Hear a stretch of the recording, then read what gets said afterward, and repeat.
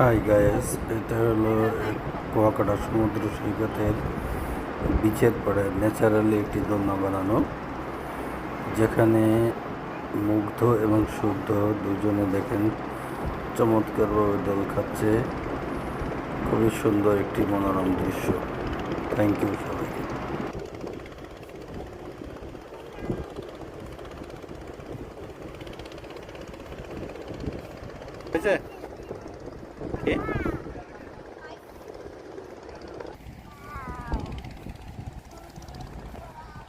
সৌন্দর্য